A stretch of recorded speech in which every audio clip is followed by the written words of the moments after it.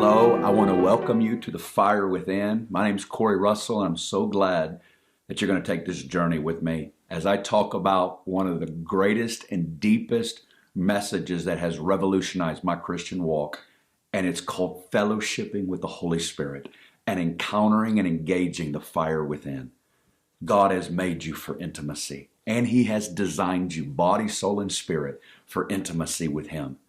From Genesis to Revelation, we see one unending scream from God through the Word and through history, and that is God longs for intimacy with you. God is the holy, righteous, eternal God, yet has deep longing for intimacy with humanity.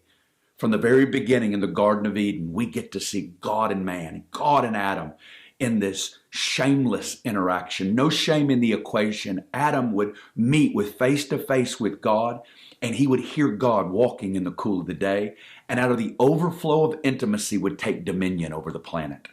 From the very beginning, that's what God intended and called good. And when the fall happened, God lays out the plan of how He's going to restore that broken fellowship. The first place we see it is Moses. God delivers His people Israel out of Egypt, brings them to Mount Sinai. Moses spends 40 days in a face-to-face encounter with God. And in Exodus 25, when Moses comes down the mountain, this is what he says: let's make a sanctuary. Because God says, I don't want to just live with Moses up there. I want to live with the whole nation, and I want to go with the whole nation into the promised land. And so God set up a tabernacle system.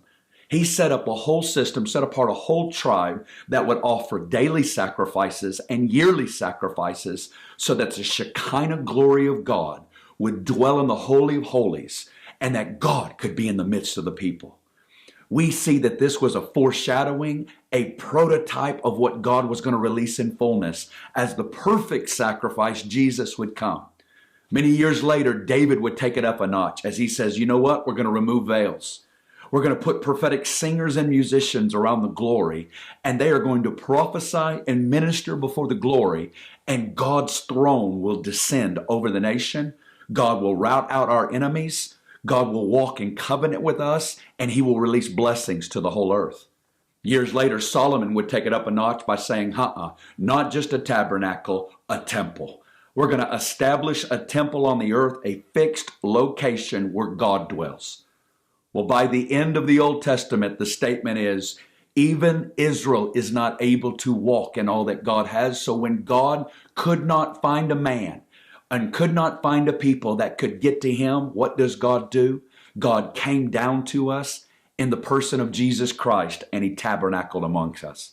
He took on humanity and says, humanity, I'm going to come to you. I'm going to put on your frame, put on your form, and I'm going to walk with you forever as God became man in the person of Jesus.